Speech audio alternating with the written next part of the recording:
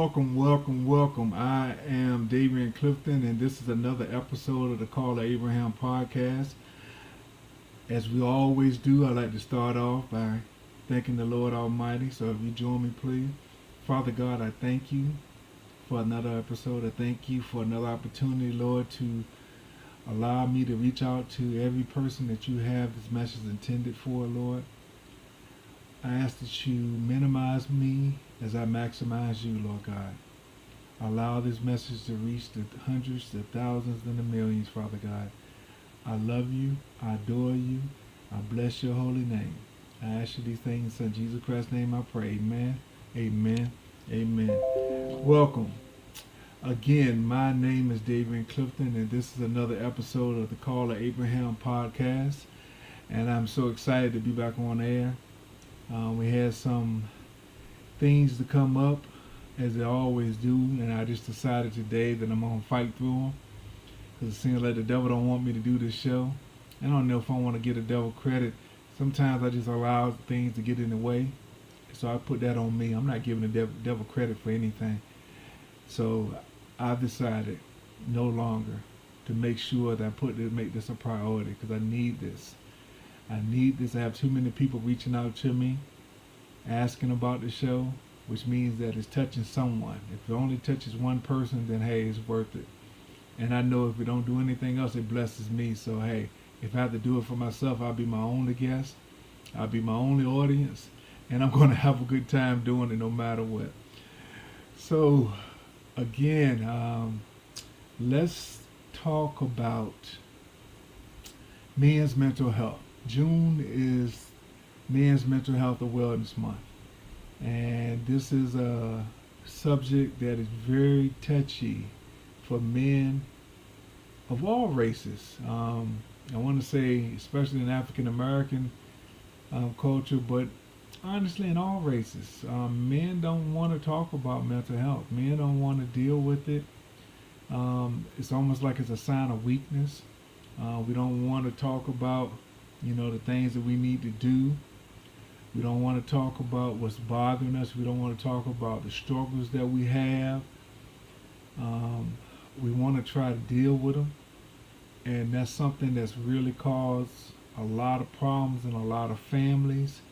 And I can do my own personal testimony. I'm trying to deal with things myself instead of telling anybody. And I ain't talking about my spouse, partner, friend. I'm just talking about telling anybody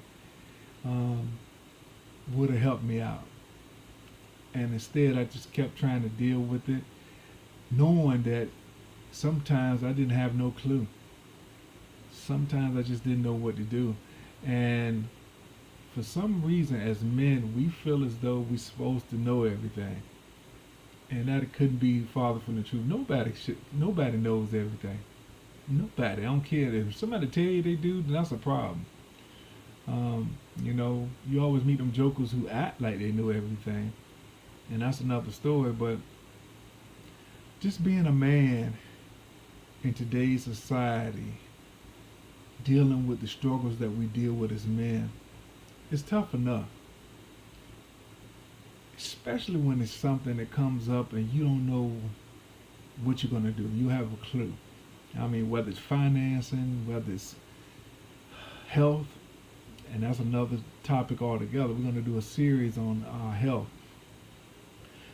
Whether it's, struggles that we've had, whether it's fighting off depression, whether it's fighting off anxiety, whether it's trying to figure out, how to deal with things that life come at you with, because life ain't playing fair.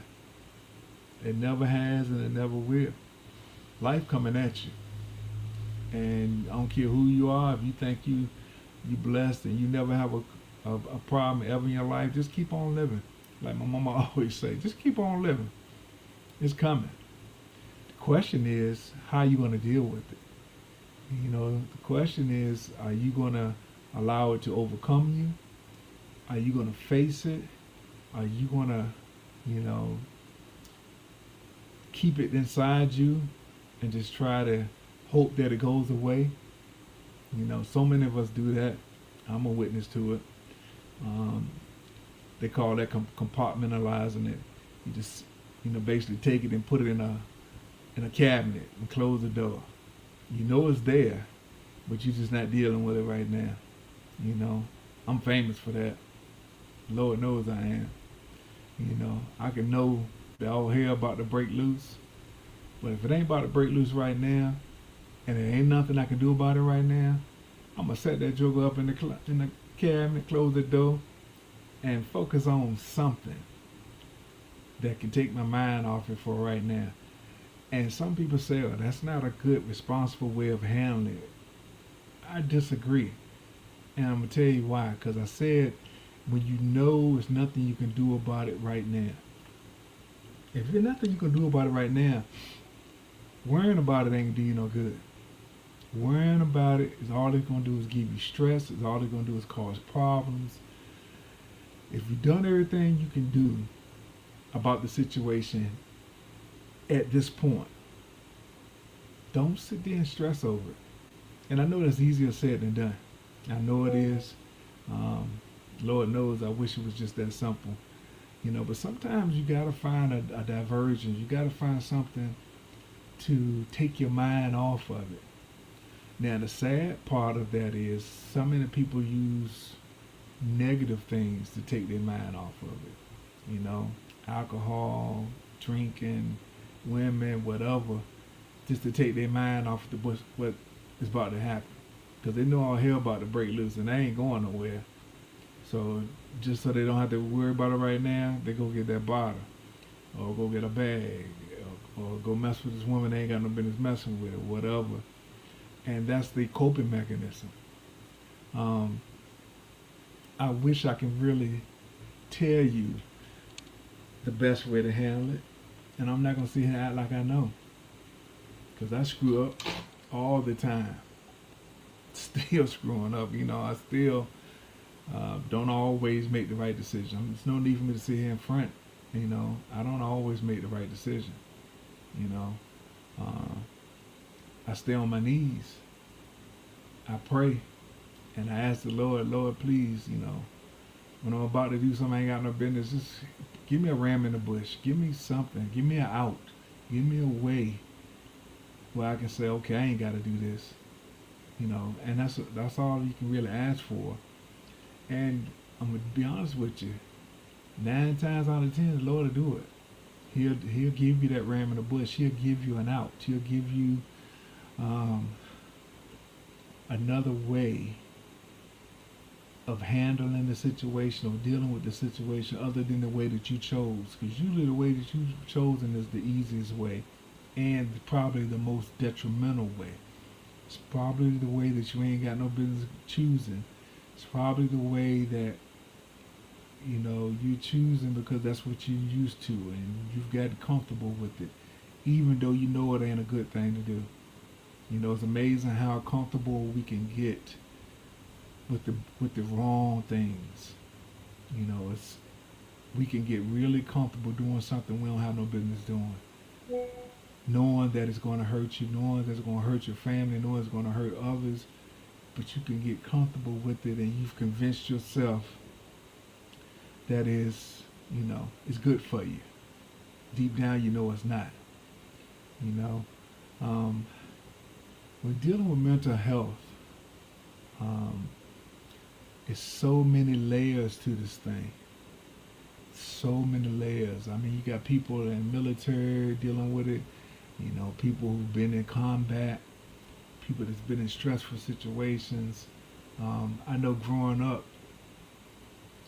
my stepfather had been in Vietnam, and he talked about it, but he didn't talk about it in a whole lot of details. He just let you know that he was there. And you'll find out that most people who was in situations like that, they're not going to give you details about it. They'll tell you, but they don't give you details because it's going to bring up things that they don't want to think about. They don't want to think about the memories that they had, that those situations created.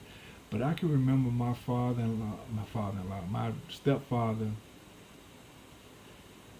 he would have drastic mood swings.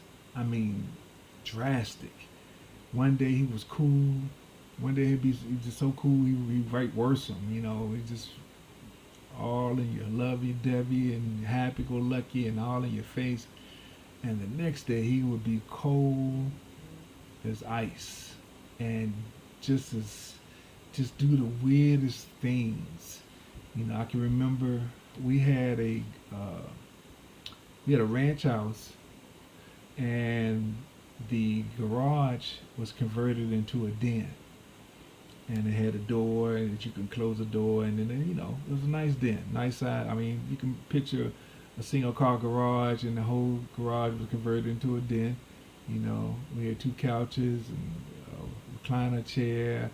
We had one of them old school big floor model TVs, them big TVs you could sit on it. And we had a stereo system in there, and he would go in that room, close the door, and he had big speakers, real big Serwin Vega speakers. And he would take one song,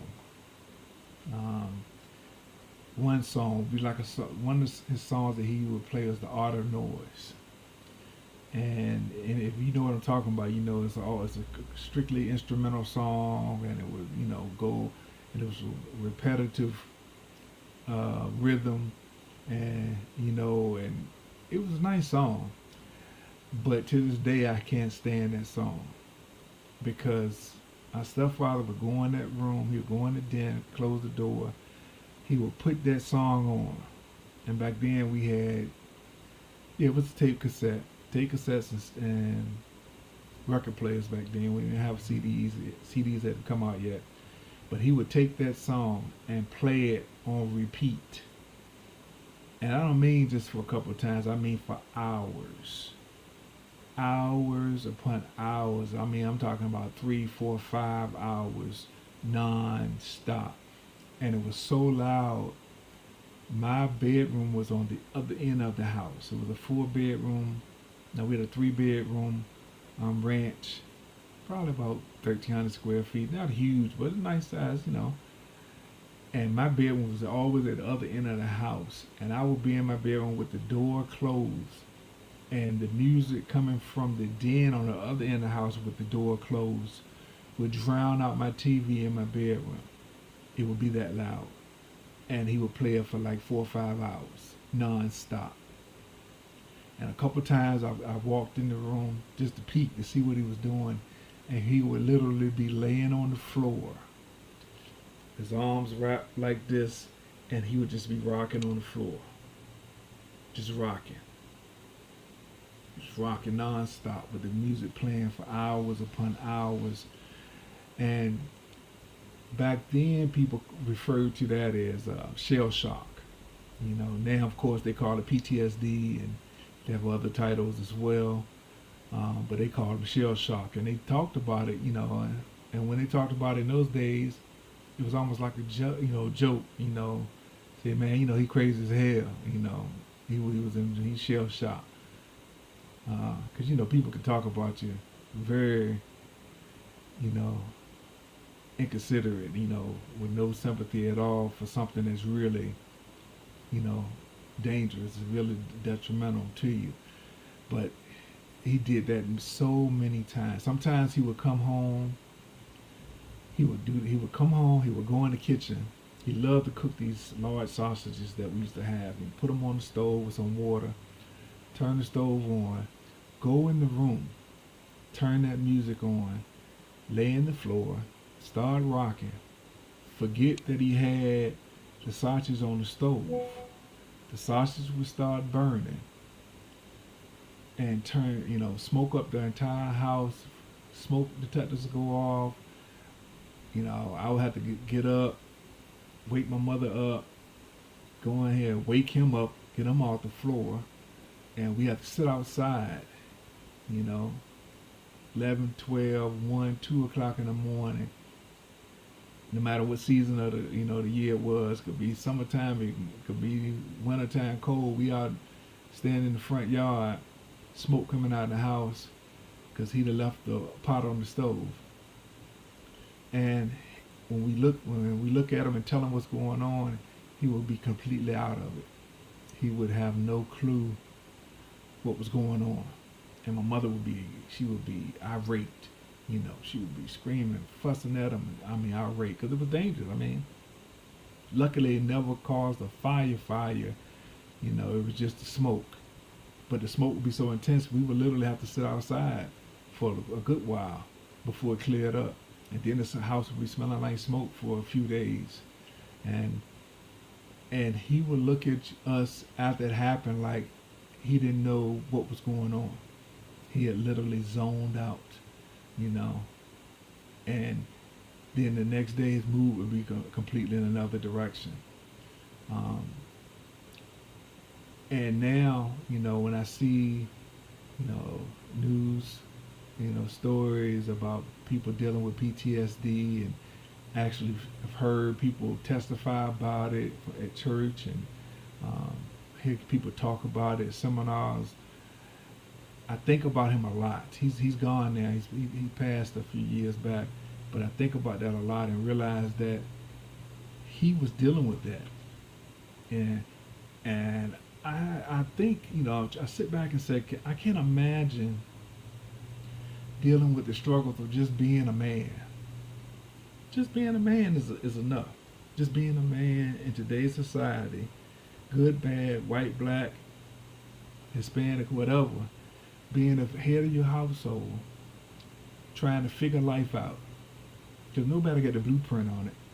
Nobody. I don't care what you say. Some people may be handling it better, but nobody got a blueprint on this thing. We figuring this thing out. Just like with kids, being a parent, nobody got an instruction book on being a parent.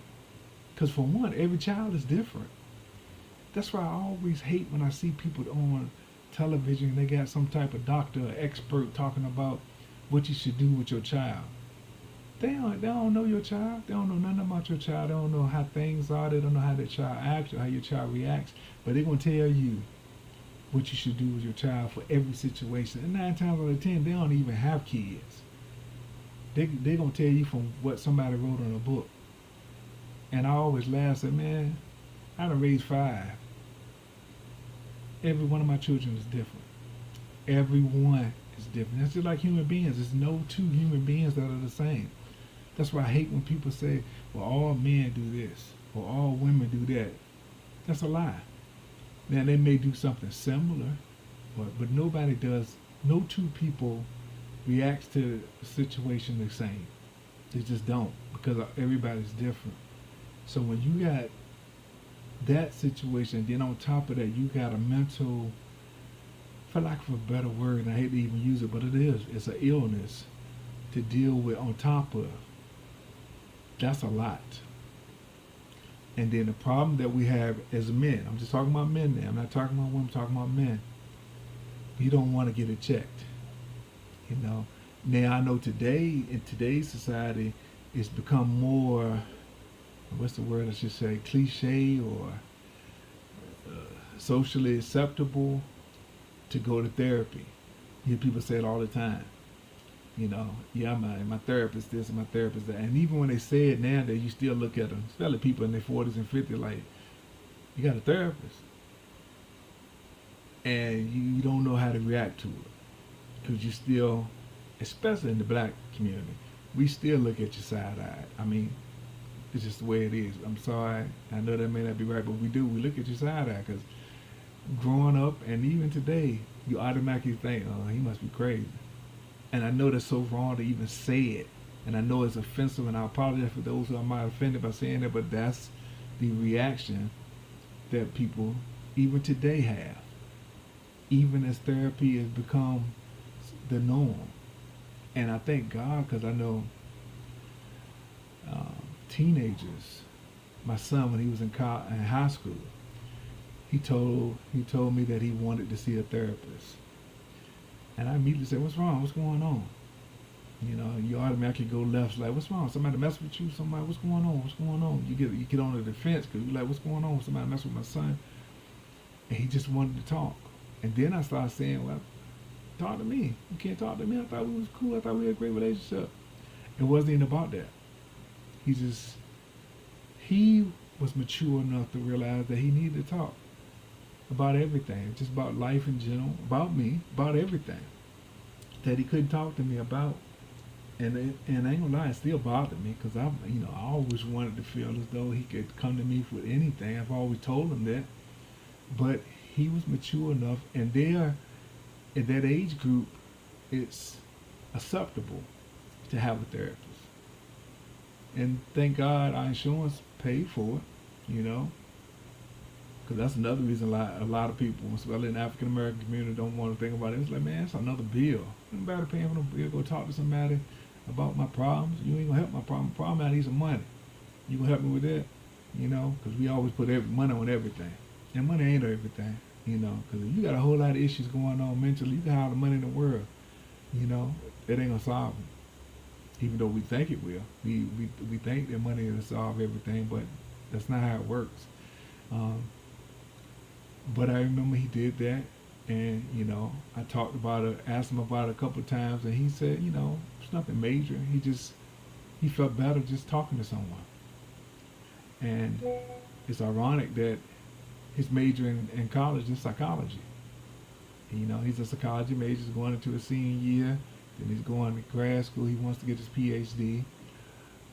Although he's not, I don't think he's going to go into counseling part. I think he's going to go into research because he loves doing research. But he loves thinking about and talking about and studying about the human mind and how people, the characteristics that people have and what they do and how and why they do what they do. But being a man, especially in the 40s and 50s and 60s, we struggle with the thought of going to see a therapist. It's like me. I mean, if I be honest and sit down, yeah, I probably should go see a therapist. I got a lot I can share with them. I don't see it happening no time soon. I just don't. I'm sorry. And I know I'm talking about this, but there's no need for me lying about it. I'm just being honest. I just don't. And maybe that'll change. I ain't there yet, if it is going to change. And I've even heard my bishop talk about it, and that would really open my eyes because he said it. He said, I've gone to a therapist. And he said it in front of the whole congregation. I was like, wow, being transparent, that was very impressive when he said that. But he's a very transparent guy. He talks about the pressure of being, a minister and being the head of a large congregation and dealing with the struggles that he deals with, and always thinking that he ain't enough, always thinking that he's going to come up short, and admitting that he has in his mind low self-esteem. And that blows my mind, and it impresses me because for a man to say I got low self-esteem, that to me, don't sound like what a man should be saying. And I know I ain't saying the right thing. I know y'all are saying, wait, why can't a man say that? I'm just being honest. Especially, with my sports background, being a football player coming up, we always doing the macho thing. You was taught, you don't act like you scared. You don't act like you got issues. You deal with it. You face it. You get in there and fight. And I still struggle with it. I do. I struggle with it, and it's a daily thing. And the reason why I wanted to talk about it, because I know that I'm not the only one. I know. I talk to guys a lot. I'm a part of a men's group, at church, and I really enjoy it. I got to start going more regularly. And shout out to my brother L.A. over at the Mount Chesapeake with the men's cave. Great brother. He has a opportunity for men to come and just talk and to be around other men and to hear what other men think. And it's so refreshing to know that you're not the only one. And that's usually all it is, because you always think that you're the only one that's struggling. You're the only one got this problem. You're the only one got these issues. You're the only one can't do this. You're the only one. And to sit around a bunch of brothers, nobody judging nobody, just and to hear that they dealing with the same thing you're dealing with, that means everything. That means so much, to hear that. And, you know, and I sit here and tell a lot of brothers, if you're not in a position or if you're not ready to go to therapy, you know, get with a group like that. If you're in a church, I'm sure they have some type of men's group. If they don't, ask your pastor about it. They may be ready to start one, or to find out if there's one in the area. And I know you may say, well, man, I ain't going talking to a bunch of people I don't know. A lot of times just go. Just go and listen. Because after you listen for a while, eventually you're going to share. Because you're going to hear people saying things that you're dealing with. You're going to hear people saying things that make you say, oh, wow, okay. Yeah, I did that. Yeah, okay, okay. Then you're going to get your nerve to say, yeah, I went through the same thing. And even if you don't say anything, you're going to leave thinking it, realizing that it ain't just you. And most of the time, that's all we need. That's all we need is to realize that, man, I ain't the only one. I'm not the only one that's dealing with stuff like this. And because that's a lonely feeling.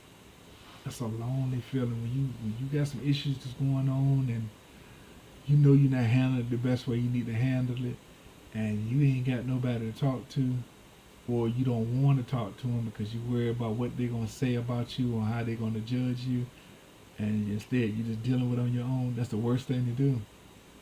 I'm going to tell you from experience, that's the worst thing to do. Every brother needs a brother. Every brother needs a brother. Every brother needs a brother. We all need somebody that we can talk to. We all need somebody that ain't gonna judge us. But you know how men are. Yeah, they're gonna joke you, laugh, and but they're gonna listen and allow you to, be vulnerable. Because we don't do vulnerability as a man, and it's so crazy. We raised that way. We don't do vulnerability, but sometimes you gotta just let it out. You just gotta say, man, I don't know what I'm gonna do. Man, I screwed up. Or man, this thing's wearing me to death, and I'm sitting here putting on a act. My people think I got it under control, and I don't. Every brother needs a brother. If you don't have one, you need to find one. And I don't mean just, anybody out the street you just start telling your problems to, because they're going to think you're crazy. But try to get with some organizations, try to get with some groups, try to find somebody that you can be around, that you can just, listen and then eventually share. Because mental health is a serious thing. Stress is no joke. More people die from stress than anything else. You go mess around, stress yourself out, have a heart attack, have a stroke. And I understand. A lot of times, if you married, the last person you want to talk to is your wife. And as sad as that sounds, it's a fact. The last person you want to talk to is your spouse, your partner, your girlfriend, whatever you call it, because you're worried about how they're going to look at you. You're worried about how they're going to say, he's weak. And God forbid that she's that type of woman that does say that to you, because that's a terrible situation to be in. And I know some brothers who are dealing with situations like that. And because a woman can tear a man down. A woman can tear a man down quicker than anything else. It's sad, but remember this: every brother needs a brother. I don't want to sit here and lie to you and offer to be that brother for you. I can't be everybody's brother. I ain't gonna say a lie to you. I don't want to be everybody's brother. I can be cool with everybody, but I don't want to be everybody's brother, man. Everybody get to tell all their problems. Lord knows I got enough on my own, But if you need to try to find a group or something, Reach out to me on my email. You can see it scrolling at the bottom, abrahamscall@gmail.com, abrahamscall@gmail.com. And I'll try my best to find someone, some group, some organization that you can, get with, talk to, or if you're ready for some therapy. If you're really ready for some therapy, or if you really, it's a situation that you're dealing with something that you're scared, that you really worried about what you might do, it's a hotline you can call. It's the Men's Mental Health Hotline. The number is 1-800-985-5990. That's 1-800-985-5990. Once again, 1-800-985-5990. You ain't got to tell nobody. Call on your own. They're very discreet. They're very confidential. You ain't got to worry about nobody finding out about it. If you're at that point, call the number. Call the number. If you ain't at that point, you just need to talk. Find an organization. If you can't, like I said, send me an email. I'd be glad to help. I'd be glad to reach out to somebody, depending on where you are in the country. I do my best. I'll find somebody to help. I'll find somebody to talk to. Worst case scenario, I will talk to you. I'm joking saying I don't want to talk to everybody, but I will talk to you. Because I truly believe every brother needs a brother. Every brother needs a brother. So I felt led to really share that. I really felt the need to really come on and talk about that. I'm not dealing with anything, so don't get worse. Oh, Dave, I'm not. I've been there before, but thank God I'm not there now. Life is just life, so I ain't saying everything's hunky-dory, but ain't nothing really, over the top, messing with me right now. I got stuff that's going on as usual, but, I probably do need to talk to somebody, but I'm doing like I always do, When stuff is on my mind, I go to work. I go to the gym. I make sure I hit my business. I go to work. That's how I know how to deal with stuff. Whether you agree with it or not, that's just how I deal with it. It's been working for me for years.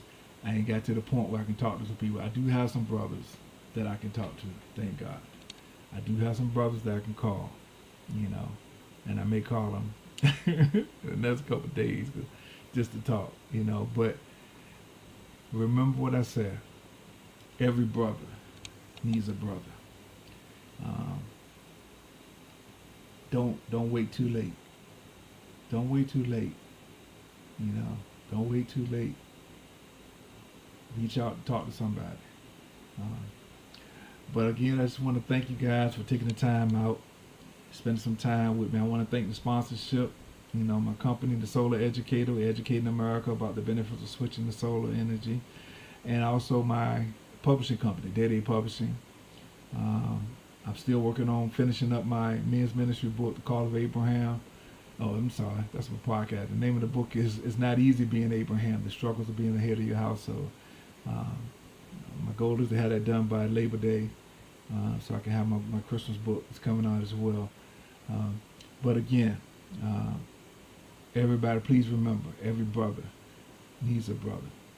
So I want to end with the pledge that we always like to do. I pledge to accept the responsibility of being the head of my house and acknowledge that this is a privilege, not a right, to provide for and protect my family, to set the proper example in all my doings for my family to follow, to be an asset and not a liability to my family and my community, to always strive to do what's right and realize that it's not about me. So y'all have a wonderful week. I look forward to talking to you guys again real soon. And if nobody else has told you, I'm going to be the first to tell you that I love you and ain't nothing you can do about it. God bless you.